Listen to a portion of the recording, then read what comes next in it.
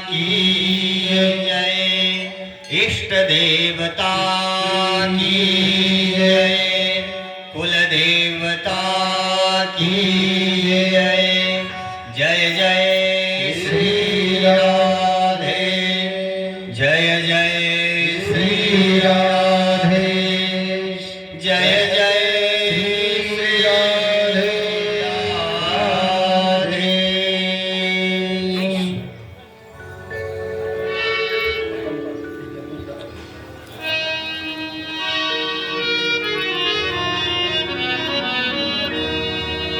परम मंगलमय भगवत स्वरूप परात्पर अखिलेश्वर अकारण करुणा वरुणालय भक्तवांछा कल्पतरु तड़ित विनिंदित पीतांबर धारी श्री बालकृष्ण लाल की वांगमय प्रति स्वरूपा श्रीमद् भागवत महापुराण सप्ताह ज्ञान यज्ञ में विराजमान नंद नंदन ब्रज नंदन श्री बालकृष्ण लाल जी और इस सप्ताह ज्ञान यज्ञ में विराजमान समस्त भक्त चरणानुरागी बंधुओं एवं समस्त भक्तमती माताएं,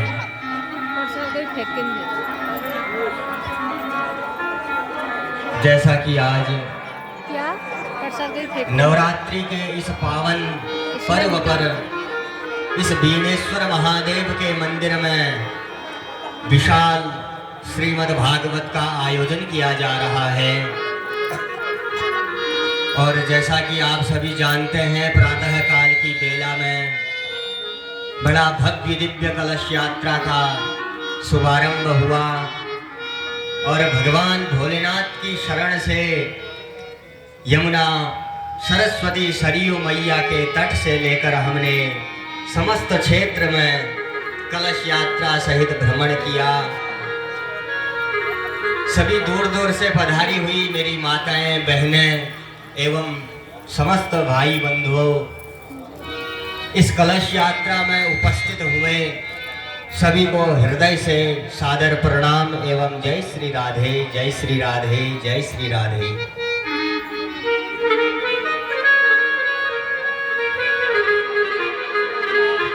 आप सभी जानते हैं अभी ज्यादा अधिक समय नहीं लेंगे क्योंकि आपको सभी को घर भी जाना है। उसके बाद दोपहर 2 बजे के वक्त इस कथा पंडाल पर उपस्थित भी होना है।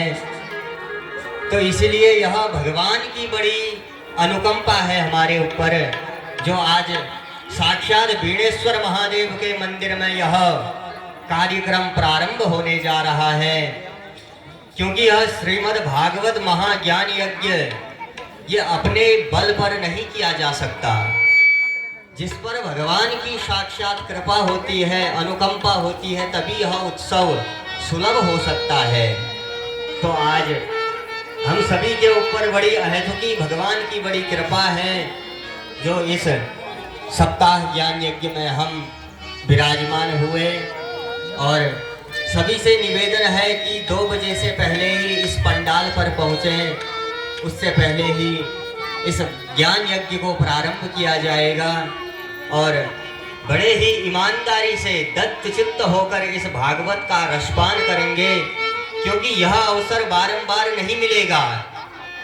कथा में, भगवान की सरिता में, सत्संग में सराबोर होने का सौभाग्य तो केवल जिसके ऊपर हरि की कृपा होती है उसी के ऊपर यह सुलभ होता है।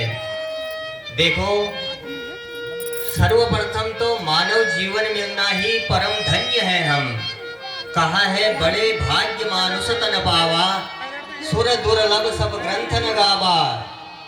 तो मानव जीवन मिलना ही बड़ा धन्य है। भगवान ने बड़ी करुणा कृपा करी है जो हमें यह मानव जीवन मिला है।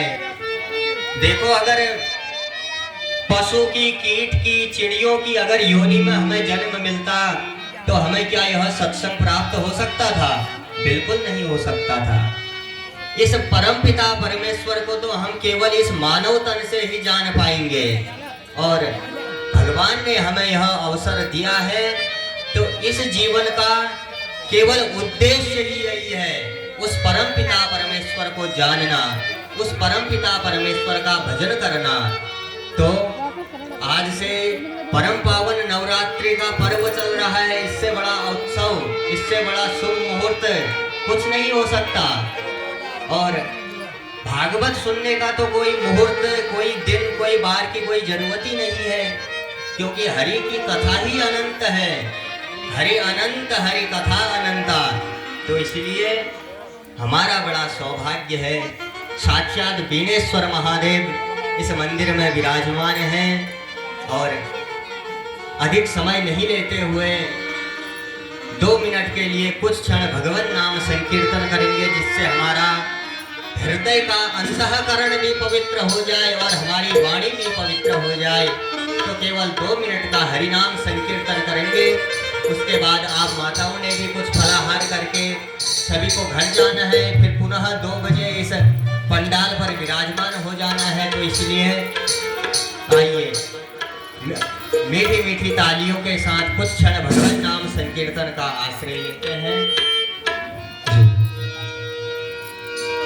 गोविंद बोलो हरि गोपाल बोलो, गोविंद बोलो हरि गोपाल बोलो, राधा रमण हरि गोविंद बोलो, राधा रमण हरि गोविंद बोलो।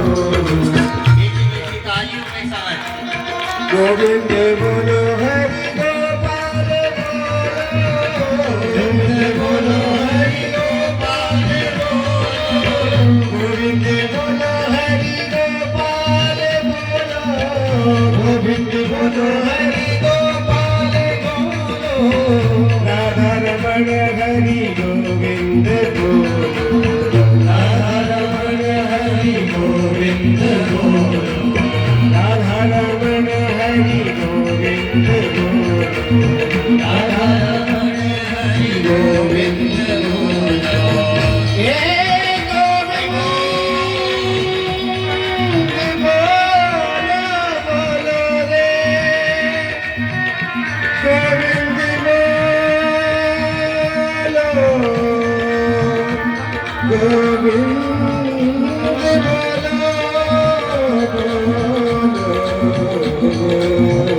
गोविंद बोलो हरि गोपाल बोलो, गोविंद बोलो हरि गोपाल बोलो, गोविंद बोलो हरि गोपाल बोलो, गोविंद बोलो हरि गोपाल बोलो, राधा रमण हरि गोविंद बोलो, राधा रमण हरि गोविंद बोलो। देखा ना ऐसा कोई दूसरा कबूल सूरत, जैसा कबूल सूरत सांवरा सलोना है, अजबे नूर वाला, अजबे नूर वाला, ऐसा महबूब कहीं हुआ न होगा। सागर कहे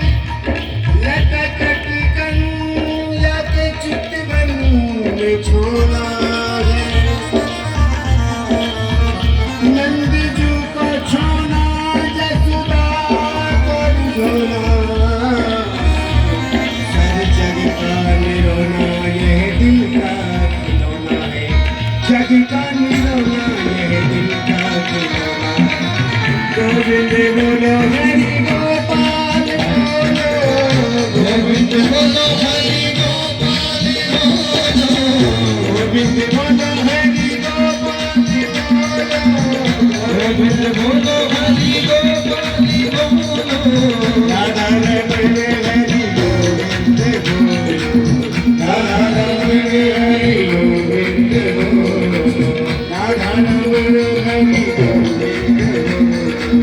राधा रमण हरि गोविंद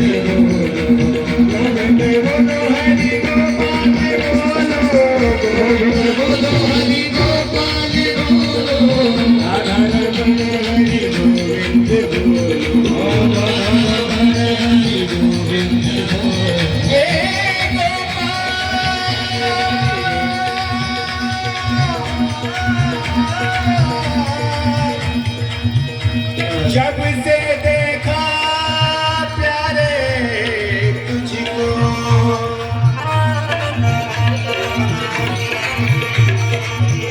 जब से देखा प्यारे तुझको तब से लगता कुछ खोया खोया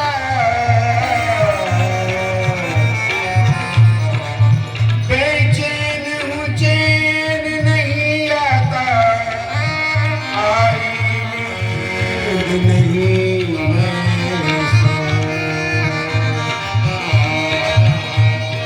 ये दर्द तुम्हारा जगाया हुआ तेरी याद में रो रो के मुख धोया हे नंदलाल अब तू न रुला दुनिया के लिए भी बहुत रोया दुनिया के लिए भी बहुत रोया गोविंद बोलो हरि गोपाल बोलो गोविंद बोलो हरि गोपाल बोलो गोविंद बोलो हरि गोपाल बोलो गोविंद बोलो हरि गोपाल बोलो राधा रमण हरि गोविंद बोलो राधा रमण हरि गोविंद बोलो राधा रमण हरि गोविंद राधा रमण हरि गोविंद बोलो राधा रमण हरि गोविंद बोलो राधा रमण हरि गोविंद बोलो हे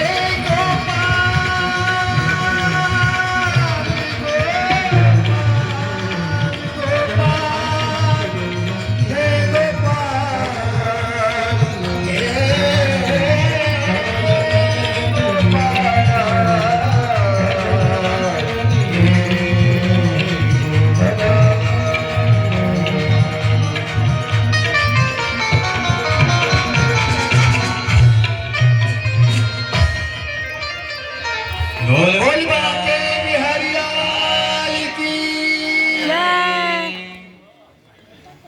बोल वेणेश्वर महादेव की जय।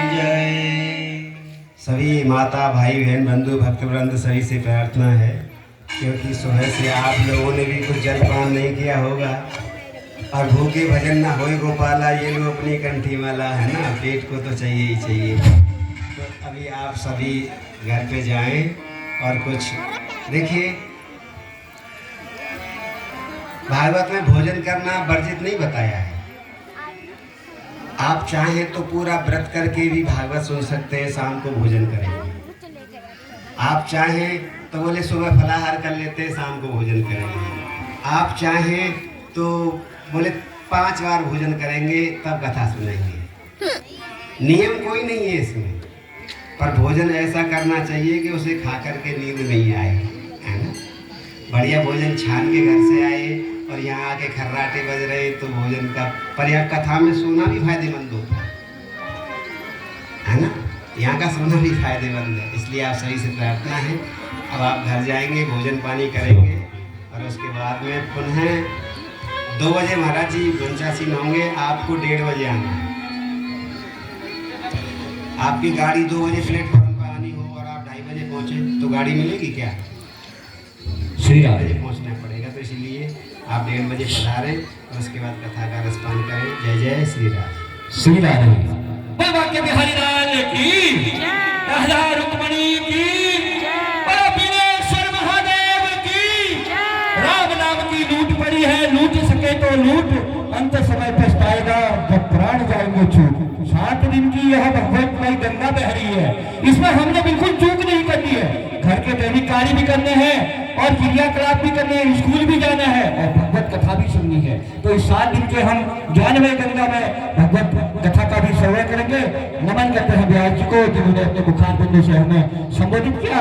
इसी क्रम में हमारे बीच में हमारे गंगोली हाट विधानसभा के यशस्वी विधायक, हम सबके भाई बड़े भाई आदरणीय फकीर राम नड्डा जी हमारे मध्य में पहुंचे हैं। मैं श्री मंगल पांडे जी से निवेदन करूंगा कि आपको अंग वस्त्र के तौर पर दुपट्टा भेंट करते हुए आपका हार्दिक स्वागत अभिनंदन करेंगे और उनके साथ में आए हुए सभी सम्मानित अतिथि हमारे भारतीय जनता पार्टी कड़ाई गंगोली के सभी सम्मानित अतिथियों का हार्दिक स्वागत अभिनंदन। जी हाँ साथियों, समय अभाव है, हमारे अतिथि विशिष्ट अतिथि महोदय हमारे मध्य में हैं, तो हम लोग उनको सुनेंगे, उसके बाद हम यहाँ से जाएंगे। आपके लिए चाय की व्यवस्था भी बनी है, ज्यादा न कहते हुए आप लोग यहाँ बैठे रहें। आपका केवल हम 10 मिनट और लेंगे, उसके बाद चाय के बाद आप जाएंगे।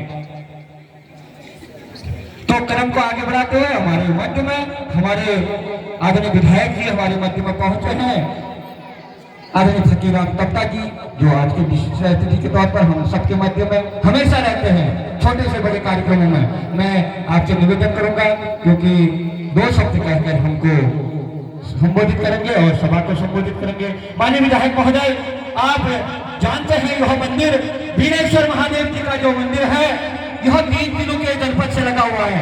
यह एक गांव का मंदिर नहीं है, एक क्षेत्र का मंदिर नहीं है, यह 3 जिलों का मंदिर है। इस मंदिर का जब जीर्णोद्धार होगा तो यह इस क्षेत्र के आस्था का केंद्र होगा। महोदय, आपके प्रयासों से और इस मंदिर को हम किस प्रकार से सुव्यवस्थित कर सकते हैं, आप तो हमारे मार्गदर्शक हैं। आप विधानसभा तक इस मंदिर की बात को रख सकते हैं, आप पुरातत्व विभाग तक इस मंदिर की बात को रख सकते हैं, आप पर्यटन विभाग तक इस मंदिर की बात को रख सकते हैं। जैसे संभव हो, जिस प्रकार से संभव हो, अपने विधायक निधि से, शासन से, प्रशासन से इस मंदिर का जीर्णोद्धार आपके कर कमलों से होगा तो हम धन धन होंगे। तो इसी क्रम में मैं सेराघाट क्षेत्रवासी की ओर से आपका हार्दिक स्वागत अभिनंदन करता हूं। हम सबको संबोधित करेंगे हमारे विधायक आदरणीय फकीराम तप्ता जी। धन्यवाद दोस्तों। सम्मानित व्यासगादी को मैं प्रणाम करता हूं, और यहाँ पर आए हुए हमारे बहुत ही वरिष्ठ पूर्व विधायक आदरणीय कैलाश शर्मा जी और पूर्व में विधायक वर्तमान प्रदेश मंत्री श्रीमती मीना गंगोला जी, सम्मानित मंच और यहाँ पर आए हुए मेरे सभी बहनें। आज ऐसा यहाँ पर लग रहा है, नवरात्र का कल से नवरात्र चले हैं, ऐसा लग रहा है कि जैसे देवी, साक्षात देवी माता यहाँ बैठी हुई है। सब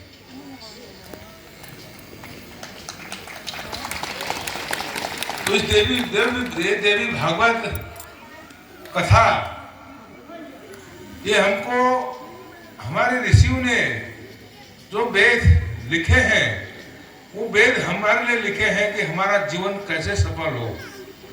यहाँ पर से हमको इस कथा के माध्यम से कुछ न कुछ सीख करके ले जाना है, अपने घर जाकर के उन बातों को, ऐसे आचरणों को उतारना है।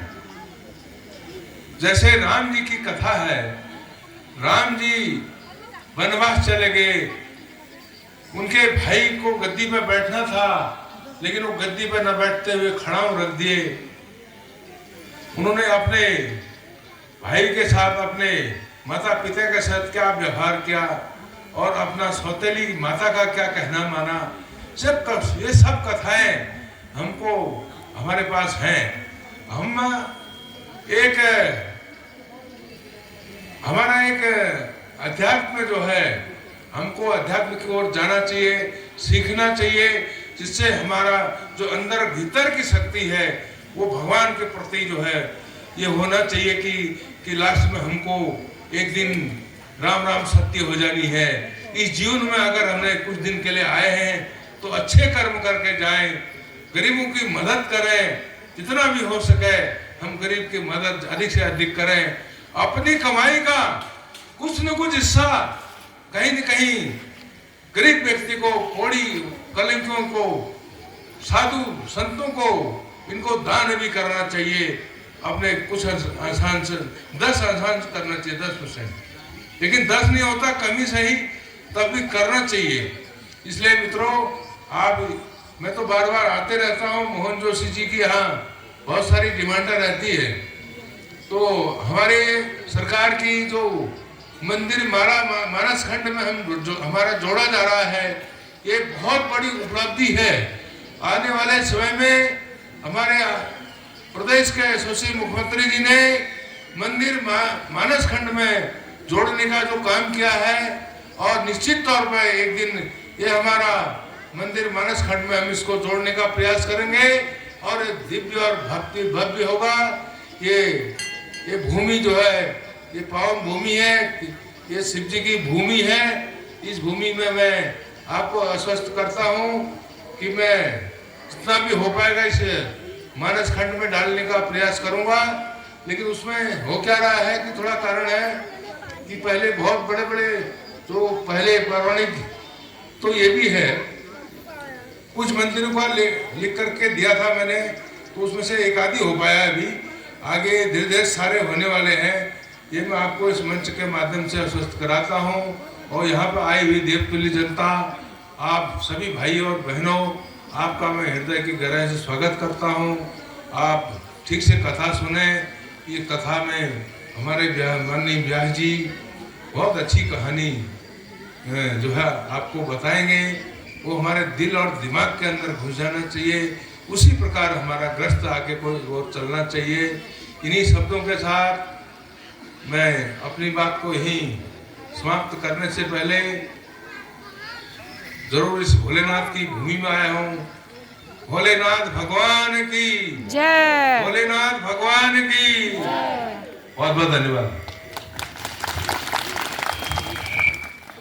बहुत बहुत धन्यवाद माननीय विधायक जी का, जो हमारे इस कार्यक्रम में पहुंचकर हम सबको संबोधित किया। और मैं विश्वास करता हूं कि हमारे विधायक जी ने जैसे मानस खंड अपने सरकार के माध्यम से इस मंदिर का जीर्णोद्धार करने का जो मन बनाया है, अवश्य हमारे भोलेनाथ जी की कृपा रहेगी और यह मंदिर आने वाले समय में एक भव्य रूप लेगा। जी हाँ साथियों, एक बार जयकारा लगाएंगे, बोलो बिलेश्वर महादेव की। मंदिर प्रांगण में हाथ बांध के नहीं बैठना है, जयकारे जोर से लगाने हैं। जी हाँ, आए हैं हम भगवान भोलेनाथ जी के चरणों में और यहाँ पर गानमयी जो भक्तिमयी गंगा बह रही है उसमें से रसपान करना है। तो साथियों, ज्यादा न बोलते हुए हमारे बीच में हमारे इस क्षेत्र की पूर्व विधायक, भारतीय जनता पार्टी की प्रदेश संगठन में मंत्री, हम सबकी बड़ी बहन सम्मानित आदरणीय मीना गंगोला जी हमारे मध्य में है। मैं क्षेत्र की ओर से आपका तहे दिल से हार्दिक स्वागत करता हूँ, अभिनंदन करता हूँ। हम सबको संबोधित करते हुए और इस मंदिर के जीर्णोद्धार किस प्रकार से हम करें, हमारा मार्गदर्शन करते हुए हमें संबोधित करेंगे हमारी बड़ी बहन मीना गंगोला जी। जी हाँ, देवी स्वरूपा जो पूरे 9 दिनों तक मैं देखता हूँ हमारी मीना बहन जो है हर नवरात्रि में पूरे 9 दिन का व्रत रखती है और आध्यात्म से हमेशा जुड़ी रहती है। ऐसी विधायिका रह चुकी है, हमारे प्रदेश संगठन में मंत्री है माननीय विधायक माननीय गंगोला मैडम। बहुत बहुत धन्यवाद जोशी जी।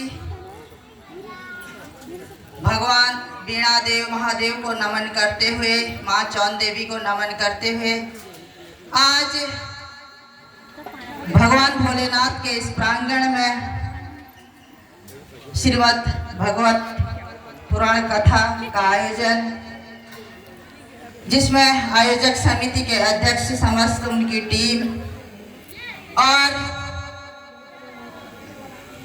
मशहूर कथावाचक आदरणीय व्यास जी, मैं आपको नमन करती हूँ, प्रणाम करती हूँ।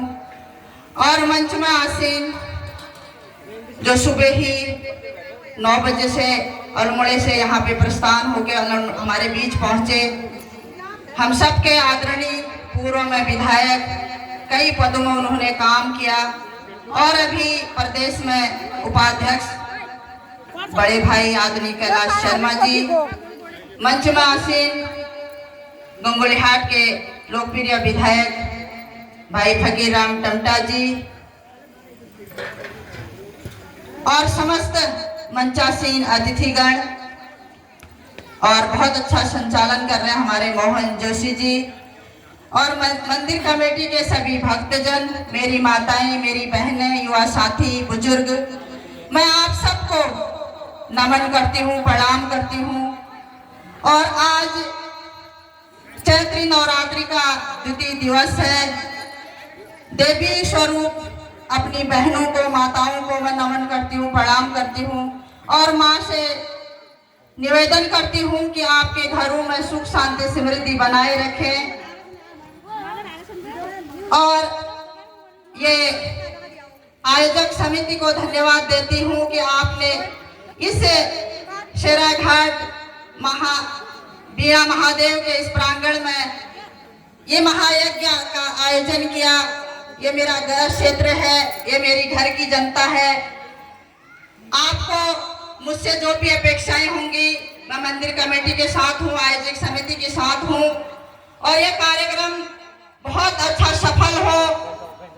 और इस 3 दिनों से लगा हुआ ये जो हमारा पुराणों के दिन से ये यहाँ पे बीड़ा महादेव का जो मंदिर है, हम सब यहाँ पे समय समय पर अपनी आस्था को लेके यहाँ पे आते हैं। इस मंदिर का जीर्णोद्धार कैसे हो और आने वाले समय में हमारी पीढ़ी को एक अच्छा संदेश जाए, इसके लिए मैं अपनी सरकार से, अपने प्रदेश के मुख्यमंत्री जी से इस मंदिर का जीर्णोद्धार के लिए मानस खंड में जोड़ने के लिए पूरा बात रखूंगी और आने वाले समय में हम इसको मानस खंड से जोड़ें ताकि ये तीर्थ स्थली, ये रमणीय स्थली, इसका विकास हो। समय समय पर सभी श्रद्धालु यहाँ पे आते हैं और अपनी भक्ति भाव में मग्न हो करके यहाँ से जाते हैं। और मैं बहुत ज़्यादा ना बोल करके ये, क्योंकि यहाँ पे भगवत कथा सुनने सब लोग आए हैं, हम सभी भक्तों लोग व्यास जी को सुनने आए हैं और मुख्य अतिथियों को सुनने आए हैं। मैं आप सभी का अभिनंदन करती हूँ, पुनः माताओं बहनों को नमन करती हूँ। आपने भक्ति भाव में मग्न होकर के बहुत अच्छी जो एक विशाल कलश यात्रा निकाली, मैं आपको बहुत बहुत धन्यवाद देती हूँ। पुनः मंचासीन अतिथियों को नमन करती हूँ, प्रणाम करती हूँ और आयोजक समिति को नमन करती हूँ, प्रणाम करती हूँ। पुनः व्यास जी को प्रणाम करते हुए अपनी वाणी विराम करती हूँ। धन्यवाद। जय हिंद, जय भारत। बहुत बहुत धन्यवाद है। मैं सभी भक्तजनों से निवेदन करूंगा, केवल 5 मिनट और लेंगे हम, कृपया बैठते हुए सहयोग प्रदान करेंगे। अगर आप हमें सहयोग प्रदान नहीं करेंगे तो कैसे काम होगा बताओ। भगवान के घर से जल्दी जाने की जल्दी नहीं होनी चाहिए और घर से आने की जल्दी होनी चाहिए हमें। बीड़ेश्वर महादेव की, हाथी घोड़ा पाल की, जय कन्हैया लाल की। मैं अकेला बोल रहा हूँ, आप 1000 लोग हैं। हाथी घोड़ा पाल की, जय कन्हैया लाल की। ऐसे आवाज नहीं आ रही है।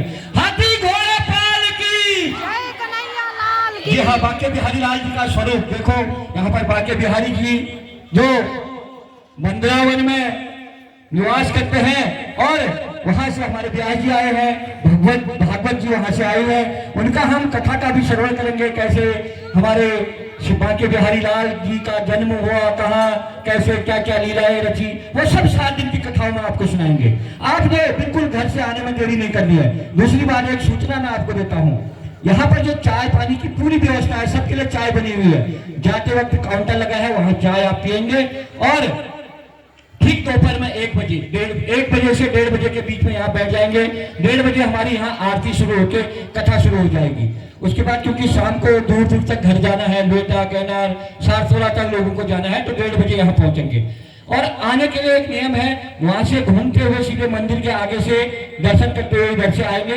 यहाँ जो चढ़ावा करना है चढ़ावा करेंगे, यहाँ से निकलकर अपने अपने स्थानों में बैठ जाएंगे। आगे महिलाएं हमारी मातृशक्ति, पीछे पुरुषों के लिए स्थान बना है। जी हाँ साथियों, एक बार जयकारा लगाएंगे, बीड़ेश्वर महादेव की।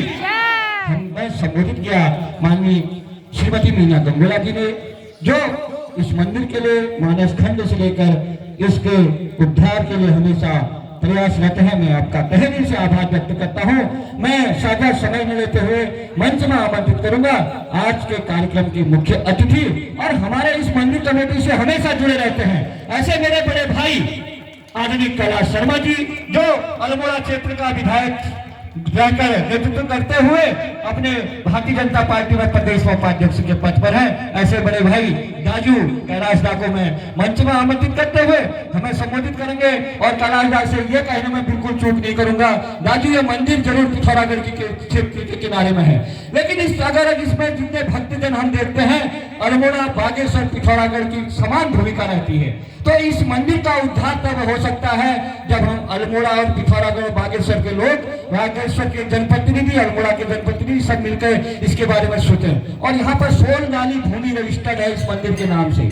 इस मंदिर के लिए जमीन की भी कोई कमी नहीं है। तो ज्यादा न बोलते हुए मुख्य अतिथि महोदय को मंच में संबोधित करने के लिए आमंत्रित करते हुए हम सबको संबोधित करेंगे और मंदिर के विकास के लिए मार्गदर्शन करेंगे। अग्नि शर्मा जी। बोले वीणेश्वर महादेव जी की जय। बोले भागवत महापुराण जी की जय। बोले वृंदावन बिहारी जी की जय। बोले पूज्य व्यास जी की जय। बोले पूजनीय प्रेमानंद महाराज जी की जय। बोले संत समाज की जय। वीणेश्वर महादेव मंदिर के प्रांगण में ज्यादा मत बढ़ाइए। यहाँ की मंदिर समिति और सभी क्षेत्रवासियों के सुप्रयासों से श्रीमद् भागवत कथा ज्ञान यज्ञ का आयोजन हो रहा है और मैं सौभाग्यशाली हूँ, मेरे साथ और हमारे यहाँ के बहुत ही लोकप्रिय विधायक जी और पूर्व विधायक जी, मेरे साथ प्रदेश की मंत्री मीना गंगोला जी, मैं भी, हम सब लोग आपके साथ इस भव्य कलश यात्रा में, शोभा यात्रा में सम्मिलित हुए। मोहन जोशी जी बार बार हमको अतिथि अतिथि कह के अपने से अलग करने का प्रयास कर रहे हैं और हम ऐसा होने नहीं देंगे। अति उत्तम। ये तो ईश्वरीय कार्य है, ये भगवान का काम है, इसमें मुख्य अतिथि इंसान कैसे हो सकता है? इसलिए हम भी आपके भाई बहन हैं, आपके बीच के हैं, आपके मंदिर समिति के हैं और ये क्षेत्र की जनता ने तो हमें इतना आशीर्वाद दिया है। हम जो भी आज जहाँ पर भी खड़े हैं वो सब प्रभु की और आप सब भाई बहनों की कृपा से प्राप्त है। क्योंकि मैं जानता हूँ बहुत लंबे समय से आप लोग यहाँ आए हैं, बैठे हैं, इसलिए मैं क्षमा चाहता हूँ। हमारे भैंसिया थाना के मंडल अध्यक्ष जी हैं और यहाँ के जो मुख्य यजमान हैं हरदा, हमारे पूर्व ज्येष्ठ प्रमुख भैंसिया थाना के खड़क सिंह जी हैं, बहुत हमारे पदाधिकारी हैं, उपाध्यक्ष हैं, सबका नाम नहीं लेता हूँ। मेषादि मीन पर्यंतम जदुग राशि छा जा जबल अरछा सब मेरे देवतुल्य भाइयों बहनियों और नंतिनों, मैं सबको प्रणाम करनू और सबको बहुत बहुत बधाई और शुभकामनाएं करनू। चैत्र नवरात्रि और हिंदू नववर्ष बेली बेटी प्रारंभ है वो, तुम सबको बहुत बहुत बधाई। भगवान वीणेश्वर महादेव, माँ दुर्गा हम सब लोगों मनोरथ पूर्ण करो, हमारे क्षेत्र में खुशहाली रहो, हमारे क्षेत्र में रहने वाले सब भाई बहनों दुख तकलीफ दूर हो, यह भगवानों में प्रार्थना करूं। मैं आज बहुत ज़्यादा गौरवान्वित आपको महसूस करूँ। मैं जब यहाँ आऊँ तो मुझे मालूम चलो हमारे जो विद्वान व्यास जी छन व्यासपीठ में, हमारे विद्वान तो छन पूजन नहीं छन, लेकिन हमारे सब गौरव बढ़ रहा हमारे मली पढ़िया में रहने वाले और जिन्होंने दादाजी और पिताजी यहाँ भगवान वीणेश्वर महादेव में पूजा अर्चना करनी, उन्हें सुपुत्र छन, तो आपने हमारा गौरव बढ़ाया। मैं पुनः आपको नमन करता हूँ, आपका अभिनंदन करता हूँ। निश्चित रूप से आप यहाँ व्यास जी के रूप में आज पहले पहुँचे हैं, आपके शुभागमन से हमारा क्षेत्र परिपूर्ण होगा, यहाँ की सारी समस्याओं का समाधान होगा, यहाँ सभी भाई बहनों के दुख तकलीफ का निदान होगा, हम लोग निश्चित रूप से अपने मनोरथ को प्राप्त करेंगे, ये मुझे पूरा विश्वास है। भाइयों बहनों, अभी विधायक जी ने और पूर्व विधायक जी ने मेरे संगठन में मेरे साथी भी हैं, हमारे सब परिवार के लोग हैं, बहुत सारी बातें कही, मैं उनके बातों के साथ भी अपने को सम्मिलित करता हूँ। और मोहनदा भी कहने लगे कि तुम अपने को पिथौरागढ़ का मत नहीं समझना, ऐसा मत करना, अल्मोड़े का ही मत समझना। मैं तो उत्तराखंडी छन, मैं उत्तराखंडी छन और हिंदुस्तान का एक हिंदू छन। मेरे जी अलमाड़, पिथौरागढ़, बागेश्वर, नैनीताल, चंपावत, लोहाघाट, डीडीहाट, उधम सिंह नगर के ना। और मैं बहुत विनम्र के साथ इस बात को कह रहा हूँ। हमारे बीच में आज स्वर्गीय प्रताप सिंह बिष्ट जी मेरे साथ विधायक थे, स्वर्गीय विपिन त्रिपाठी जी मेरे साथ विधायक थे, आदरणीय फकीरदा और मीना गंगोला जी, मैं आपको भी बताना चाह रहा हूँ। हम एक बार माननीय मुख्यमंत्री जी के वहाँ रात्रि भोज में गए और विपिन त्रिपाठी जी आज स्वर्गीय हो गए। तो उन्होंने कहा यार कैलाश भाई, हम अपन विधानसभा क्षेत्र निश्चित करते रहो यार, सिरा घाट में छो एक विद्यालय ये उच्चीकरण होना बहुत जरूरी है। और मैं तो बहुत खुशी हो रही कि आपने भी इस विद्यालय से ही अपनी प्रारंभिक शिक्षा प्राप्त करी है। तो हम नारायण दत्त तिवारी जी हूँ प्रार्थना करी, और मैं बहुत खुशी साथ ये बता रहा हूँ कि जो लोग जान नहीं हुई हम इंटर कॉलेज या उच्चीकरण यहाँ करवा, अगर कहीं तो भाव मन में होला कि अलमाड़ से या पिथौरागढ़ से या बागेश्वर से मेरे भलूटा इंटर कॉलेज है उच्चीकरण होने में देर है बड़ी, लेकिन पहले हम ये उच्चीकरण कराओ। और ये तो हमारा आस्था का विषय है, हम सब लोग आस्था के साथ, विश्वास के साथ अपने कदमों को प्रातः ईश्वर का स्मरण करके आगे बढ़ाते हैं। ये जो इतना हमारा पौराणिक है, धार्मिक स्थल है, इसका कैसे बहुत अच्छी तरह से व्यवस्थित तरीके से बहुत अच्छा स्थल विकास हो सकता है, इसकी पुरानी जो पहचान है वो उस पहचान को यथावत रखते हुए इसका भव्यता का स्वरूप कैसे इसको मिल सकता है। मैं अपने दोनों हमारे विधायक जी के साथ, पूर्व विधायक जी के साथ, भारतीय जनता पार्टी के सभी कार्यकर्ताओं के साथ मैं विश्वास के साथ कह रहा हूं आपको कि जो भी कहना पड़ेगा, जहां भी जाना पड़ेगा, जहां भी जो कुछ भी करना पड़ेगा, ये आपका भाई हमेशा आपके साथ है और इसकी भव्यता, इसकी पवित्रता बनी रहे, इसके लिए हम लगातार काम करेंगे। मोहन जोशी जी मेरे बहुत प्रिय हैं और बार बार फोन भी करते हैं, फोटो खींच के कभी कभी फोटो भी भेज देते हैं, पुरानी याद दिला देते हैं, पुरानी समय की।